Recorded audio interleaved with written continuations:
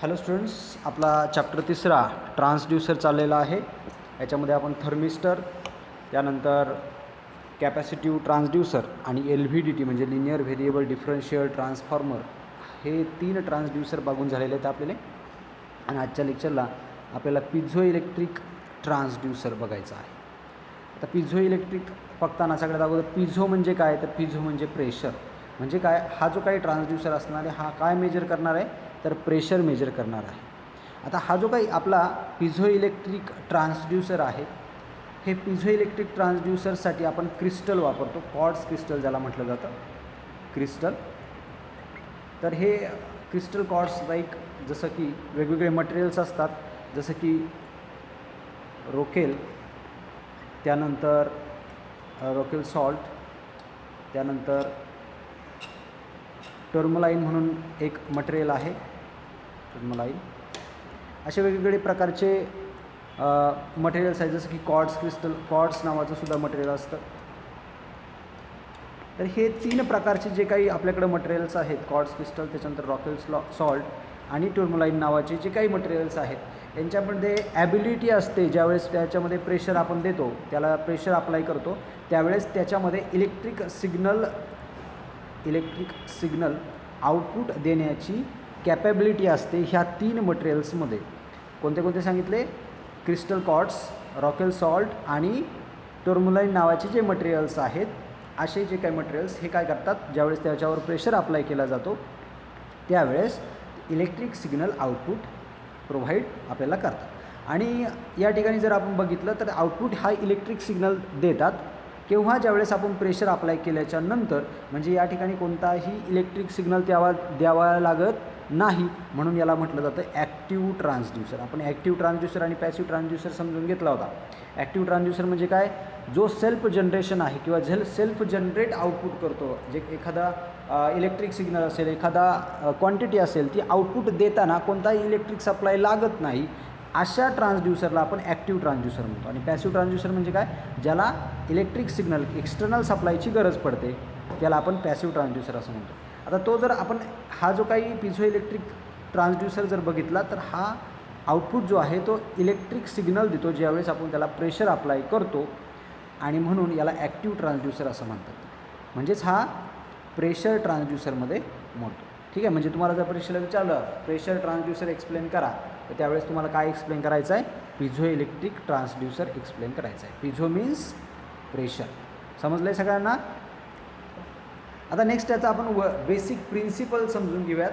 आता हा जो काही आपला ट्रान्सड्यूसर आहे, हा दोनही प्रकारचं काम करतो. म्हणजे काय, तर प्रेशर इंटू इलेक्ट्रिक सिग्नल. समजून घ्या नीट, प्रेशरचं रूपांतर तो इलेक्ट्रिक सिग्नलमध्ये करतोच, पण इलेक्ट्रिक सिग्नलचं रूपांतरसुद्धा तो काय कशात करतो, प्रेशरमध्ये करतो.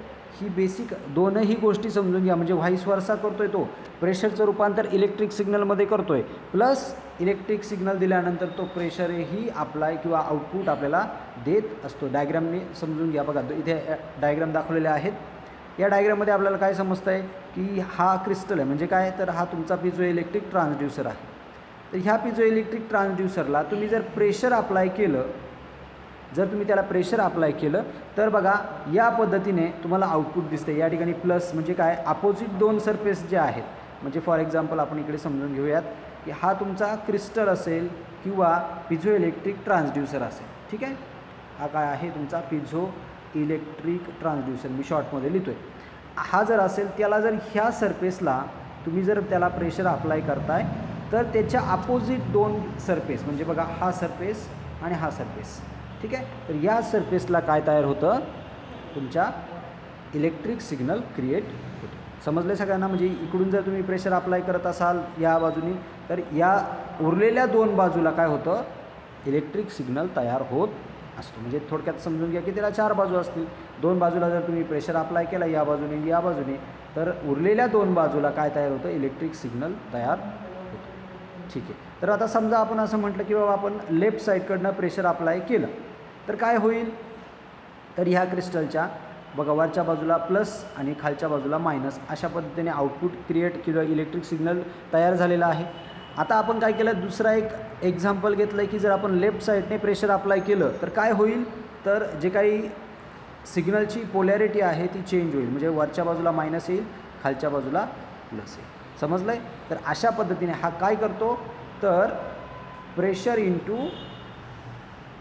इंटू इलेक्ट्रिक सिग्नलचं हे एक्झाम्पल आहे, इलेक्ट्रिक सिग्नल. समजलं आहे?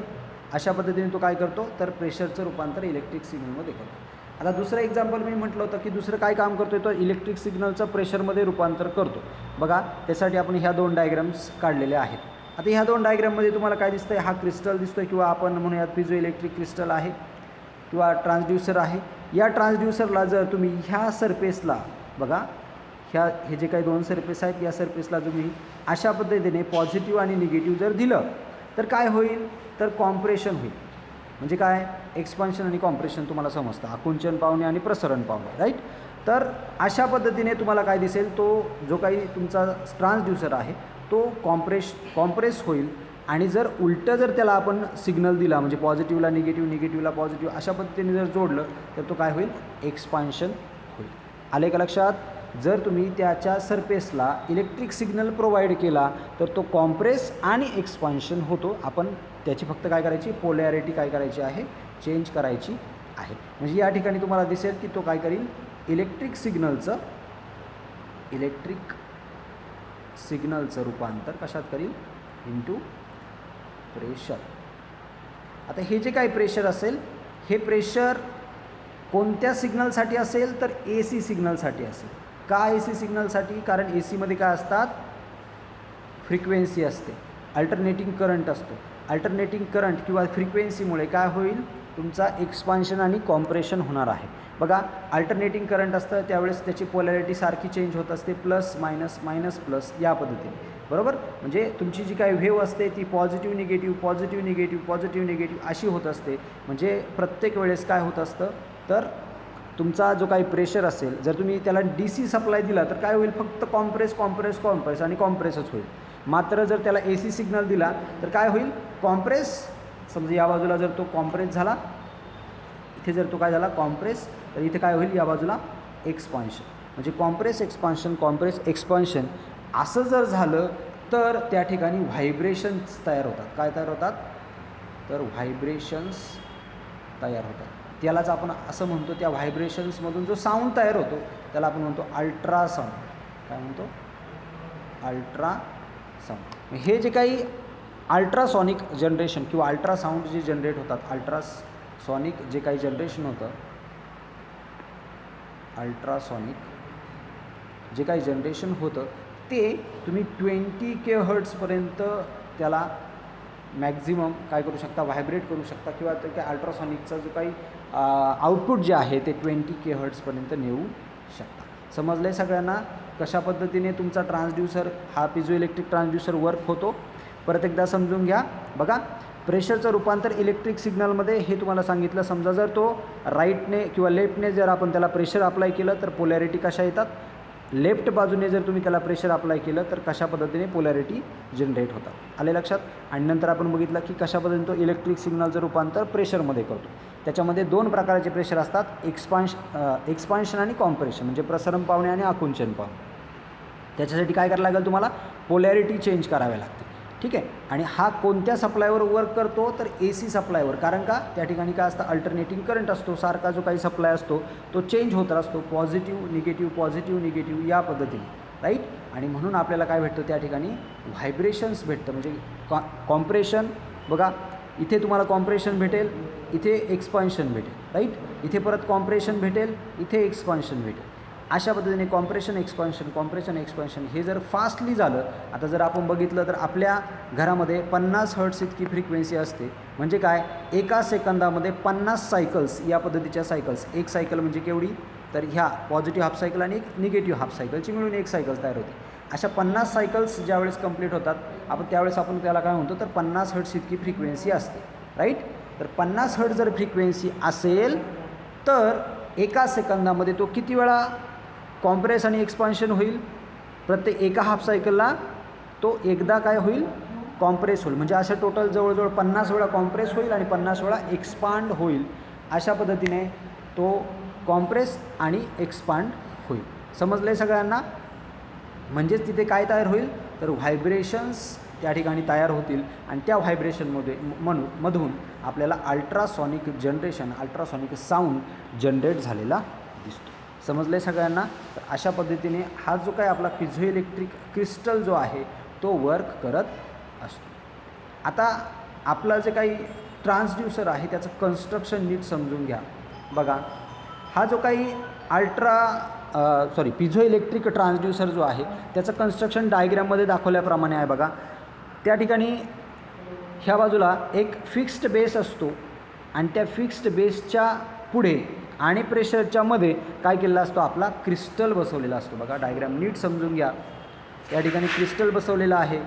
हा जो काय आहे आपला हा क्रिस्टल आहे किंवा आपण त्याला पिझोइलेक्ट्रिक ट्रान्सड्यूसर म्हणूयात किंवा ते क्रिस्टल क्वार्ट्ज क्रिस्टल मटेरियल आपण या ठिकाणी बसवलेलं आहे. आता हे पुढे जे काय आहे इथे प्रेशर पोर्ट आहे, ज्या ठिकाणी आपण काय करणार आहे प्रेशर त्याला अप्लाय करणार आहे आणि इथे आहे तुमचा हे समिंग ॲम्प्लिफायर्स आहे. ठीक आहे, फोर्स समिंग ॲम्प्लिफायर्स. हे काय करतात, ज्यावेळेस तुम्ही प्रेशर अप्लाय केल्याच्यानंतर हे जे काही जो काही फोर्स असेल तो फोर्स एकत्र करतात आणि एकत्रितरित्या तो कोणाला देतात, क्रिस्टलला देतात किंवा पिझोइलेक्ट्रिक ट्रान्सड्यूसरला देतात.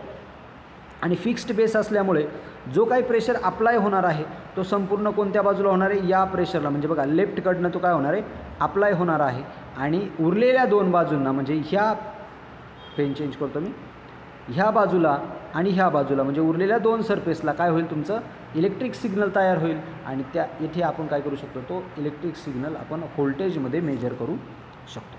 आता हे जे काय व्होल्टेज असेल हे व्होल्टेज तुमचं ह्या प्रेशरवर डिपेंड असेल. जसजसं प्रेशर इन्क्रीज होईल तसतसं व्होल्टेजसुद्धा काय होईल, इन्क्रीज होईल. म्हणजे दोघांमध्ये कसं आहे, डायरेक्टली प्रोपोर्शनल रिलेशन आहे. समजलं आहे सगळ्यांना कशा पद्धतीने हा वर्क करतो? बघा, कन्स्ट्रक्शन समजून घ्या पुन्हा एकदा. या ठिकाणी पिझोइलेक्ट्रिक क्रिस्टल जो आहे तो किंवा ट्रान्सड्यूसर जो आहे तो या ठिकाणी बसवलेला आहे फिक्स्ड बेस आणि प्रेशर पोर्टच्या मध्ये. हे जे काही एफ म्हटलेलं आहे या ठिकाणी, ते एफला काय म्हटलं जातं, फोर्स समिंग ॲम्प्लिफायर्स आहेत. ते काय करतात, हे आलेलं प्रेशरला काय करतात, एकत्रितरित्या किंवा एकत्र करतात, सम करतात आणि काय करतात, ह्या क्रिस्टलला अप्लाय करतात. आणि क्रिस्टलला अप्लाय केल्याच्यानंतर हा क्रिस्टल काय करतो, त्या प्रेशरचं रूपांतर इलेक्ट्रिक सिग्नलमध्ये रूपांतरित करतो. आणि हे आउटपुट जे व्होल्टेज असतं ते आउटपुट व्होल्टेज जे काही तुमचं प्रेशर तुम्ही देताय त्या प्रेशरच्या डायरेक्टली प्रोपोर्शनल असतं. म्हणजे जसं प्रेशर जर इन्क्रीज होईल त्याच पद्धतीने काय करतो, हा आउटपुट व्होल्टेज क्रिएट करत असतो. समजलं आहे या ठिकाणी तुम्हाला कन्स्ट्रक्शन? आता याचे ॲडव्हान्टेजेस बघून घ्या. काही ॲडव्हान्टेजेस, तर ॲडव्हान्टेजेस नंबर एक काय आहे की हा तुमचा क्रिस्टलची साईज जी असते, साईज ती खूप स्मॉल असते. म्हणजे साईज काय सगळ्यात स्मॉल.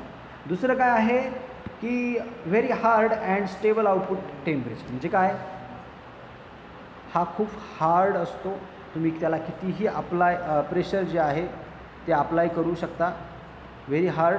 त्यानंतर तिसरं जर म्हटला तर टेम्परेचर जी काय आहे, टेम्परेचर हाय टेम्परेचरला किंवा आपण म्हणून टेम्परेचर ॲबिलिटी त्याची जी काय आहे ती खूप जास्त आहे. म्हणजे हाय टेम्परेचरला सुद्धा तो काय करू शकतो, वर्क करू शकतो. बघा advantages, small size, very hard असतो खूप.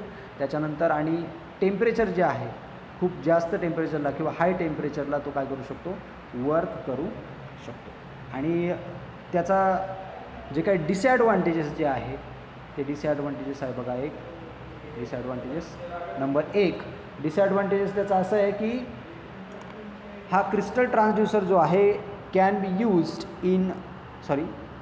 Cannot be used effectively for static measurement. Static measurement म्हणजे काय, जर एकसारखं प्रेशर जर असेल, समान जर प्रेशर असेल तर त्या समान प्रेशरला तो समान आउटपुट देत नाही. म्हणजे फॉर एक्झाम्पल असं म्हणूयात की आपण जर प्रेशर आपण एक एक्झाम्पल घेऊन चालूयात, तुम्ही 50 जर वजन त्याच्यावर देत असाल, प्रेशर जर दाब देत असाल, 50 kg जर त्याला प्रेशर देत असाल, आपण असं एक्झाम्पल पकडून चालूयात, तर आउटपुट जे आहे ते 50 व्होल्ट कॉन्स्टंटच राहील याची शाश्वती नाही. ते कधी 51 होईल, कधी 52 होईल, कधी 55 होईल किंवा 45 व्होल्टेज होईल. म्हणजे याचा अर्थ त्या ठिकाणी तुम्ही 45 kg इतकं दिलेलं नाही आहे. यासाठी तुम्ही कॉन्स्टंट देताय 50 k व्होल्ट. म्हणजे काय, तर हा जो काही ट्रान्सड्यूसर जो असतो तो स्टॅटिक मेजरमेंटसाठी वापरला जात नाही. समजलं आहे सगळ्यांना? हा फक्त व्हॅरिएबल जर प्रेशर असेल, कमी किंवा अधिक प्रेशर असेल, तर अशा प्रेशरसाठीच तुमचा हा जो काही ट्रान्सड्यूसर असतो तो वर्क करत असतो. समजलं आहे सगळ्यांना? त्याच्यानंतर याचे काही ॲप्लिकेशन्स दिलेले आहेत. ॲप्लिकेशन नंबर 1 की हा मायक्रोफोनमध्ये वापरला जातो. कुठे? मायक्रोफोनमध्ये. दुसरा, हा crystal transducer can be used in phonogram. म्हणजे फोनोग्राम म्हणजे ही जुनी सिस्टीम आहे. फोनोग्राम सिस्टीममध्ये रेकॉर्डिंगसाठी आपण ही जुन्या मिलिटरी ॲप्लिकेशनसाठी फोनोग्राम ही गोष्ट वापरली जायची.